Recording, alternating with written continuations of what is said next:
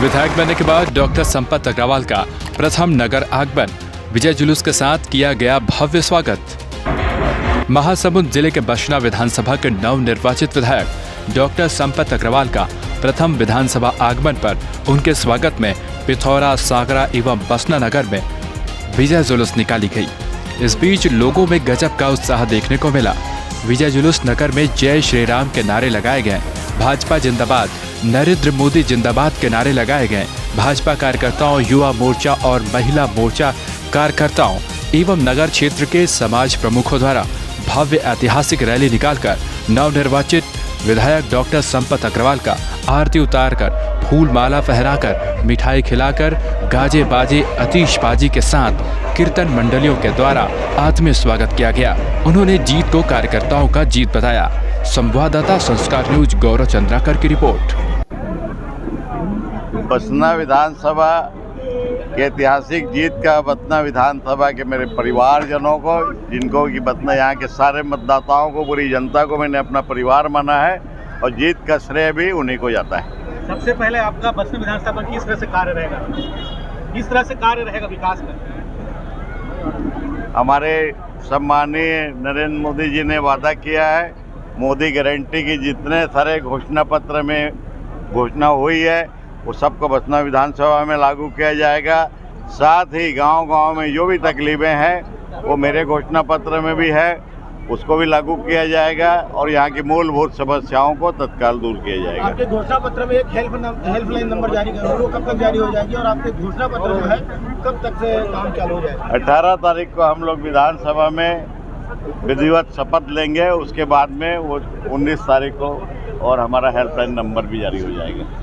भ्रष्टाचार बसना विधानसभा में काफी पिछले 5 साल में हुआ है, इसको कैसे जड़ से मिटाएंगे सर? भ्रष्टाचार जो हुआ है कांग्रेस शासन में, शासन गया और भ्रष्टाचार मिट गया।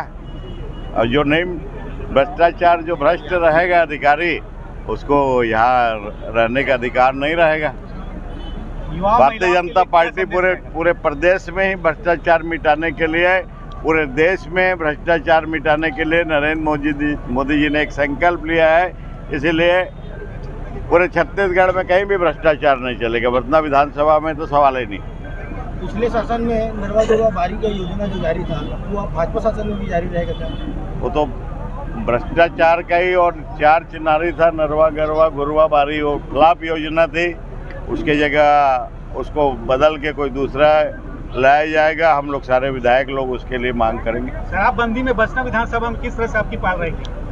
देखिए, जो शासन की नीति है उसके अनुसार से होगा। बाकी गांव-गांव में जो अवैध शराब गांजा बिक रहा था वो बसना विधानसभा में या कहीं भी पूरे छत्तीसगढ़ में अब नहीं बिकेगा।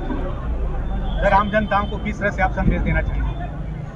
आम जनता का मैं आभारी हूँ, हृदय से आभारी हूँ, जिन्होंने मुझे अपना भाई, अपना बेटा समझ के और अपना आशीर्वाद रूपी मतदान किया, प्रचंड बहुमत से विजयी बनाए।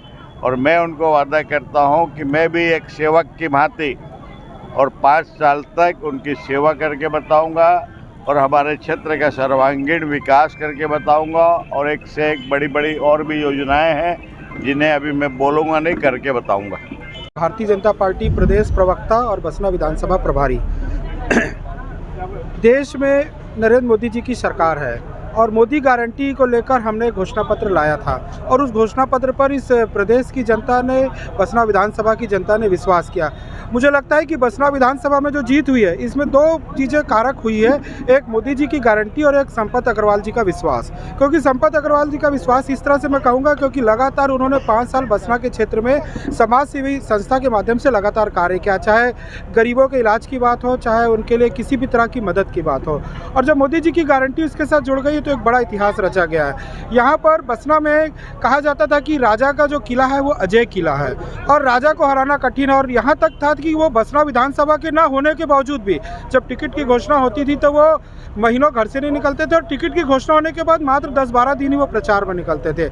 ऐसा आत्मविश्वास उनका था, लेकिन प्रदेश की जनता ने, इस बसना विधानसभा की जनता ने इस चीज़ों को समझा है और संपत अग्रवाल जी पर विश्वास जताया है। कल जैसे ही शपथ ग्रहण के पश्चात हमारे मुख्यमंत्री जी और दोनों उप मुख्यमंत्री जी ने 18 लाख जो आवास भूपेश बघेल ने रोक के रखे थे उस पर हस्ताक्षर किया और शीघ्र ही 18 लाख आवास जो लंबित थे वो सबके पास पहली किस्त चले जाएगी। उसके साथ ही 2 साल का जो बोनस है जो पिछली सरकार में हमसे छूट गया था भूलवश और जिसकी सज़ा हमें 5 वर्ष सरकार से बाहर रहकर मिली थी, तो हमने 25 दिसंबर को अटल जी के जन्मदिवस के अवसर पर, सुशासन दिवस के अवसर पर उस 2 साल के बोनस की भी की राशि जारी करने की बात कही है।